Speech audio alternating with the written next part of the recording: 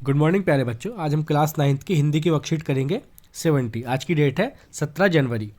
आज का हमारा टॉपिक है प्रेमचंद के जूते। ये जो चैप्टर है हमारा, ये पिछली कई वर्कशीट से चल रहा है, इसको हम आगे पढ़ेंगे। तो देखते हैं आज की वर्कशीट में हमें क्या क्या करना है। सबसे पहले ये देख लेते हैं।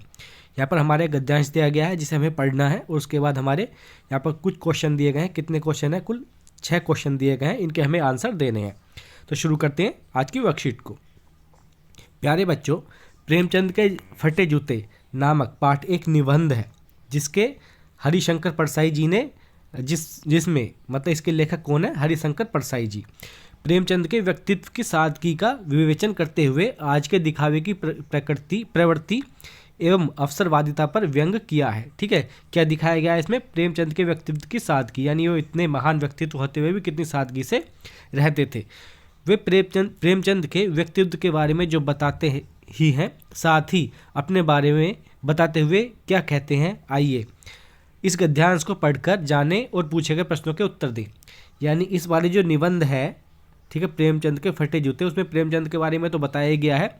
आज के इस जो गद्यांश है, लेखक ने अपने बारे में भी बताया है साथ के साथ, ठीक है, अपनी भी तुलना की है। तो आज हम इसी के बारे में पढ़ेंगे।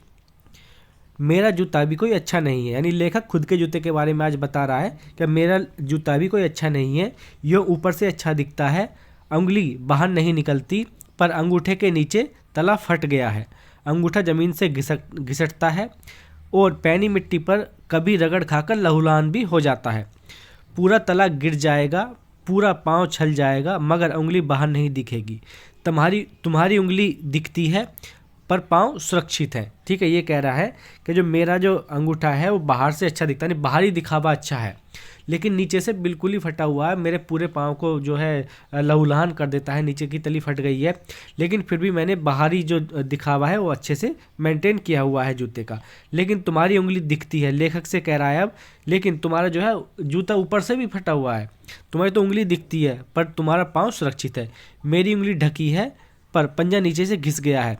तुम पर्दे का महत्व नहीं जानते, हम पर्दे पर कुर्बान हो रहे हैं। इसका मतलब है कि जो है तुम जो बाहरी दिखावा जो है उसका कोई महत्व नहीं जानते, और हम बाहरी दिखावे के चक्कर में अपने पाँव को ही छलनी कर रहे हैं। ठीक है, तो यहाँ इस तरीके से हमारा गद्यांश था। अब इसके क्वेश्चन दिए गए हैं, उनके आंसर में एक बार कर लेते हैं। पहला प्रश्न है हमारा, लेखक अपने जूते के बारे में क्या बताता है? तो इसका उत्तर हो जाएगा, लेखक अपने जूते के बारे में बताता है कि मेरा जूता भी कोई अच्छा नहीं है।